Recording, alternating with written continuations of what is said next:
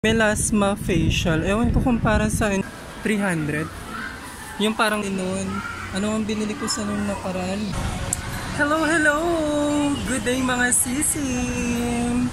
Natatawa ako kay Lolo Hari nyo kanina. Today kasi, we're celebrating our monthsary, syempre. Pero wala munang ganap for today kasi parehas kaming may work. Yan, nasa trabaho din siya, kakauwi ko lang. Baka mangyayari na naman. For the late celebration na naman siguro tayo mga sis. By the way, hindi yun yung chika ko sa inyo. Ito kasing pinsan ko, nag-chat na naman sa akin. May pinapahanap na naman. Beauty products na naman mga sis. Para siyang style rejuvenating. Hindi ko na pinakita sa inyo yung chat niya. Sinave ko lang yung picture. Siguro doon na lang ulit tayo kay ate na pinuntahan natin last month. Yung nagtanong din ako ng rejuvenating set. Doon na lang ako pupunta. Baka meron si ate nun. Puntahan na lang natin siya. Papakita ko sa inyo yung pinapahanap niya. Bale, ito siya mga sis. Ewan ko kung para saan to. Ayun no. Hinto muna tayo. Melasma facial. Ewan ko kung para saan yan.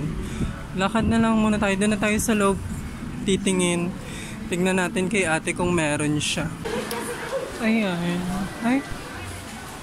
Parang nagbago yung pwesto mo, hindi ba?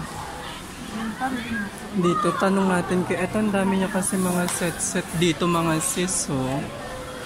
Iba-ibang klaseng brand ng beauty products. Pero, meron kayong melasma facial? Oo. Pero magkano yun? 300? Yung parang ganito, wait lang. Pakita ko lang kay ate. Dito din ako bumili kay ate dati noon. Ano ang binili ko sa nung nakaraan? Beauty. Ay, yung ano, yung kay Andrea. Brilliant. Ah, yung Brilliant. Ano ito? Ito siya. Beauty Bolt na old pack. Ayan siya mga sis. Pero sabi ni ate, wala daw ata siyang stock. Meron ka ba? Minus mo yan? Oo. Pero 300 siya. Ito lang pikas. Ayan yung mga binibenta ni ate.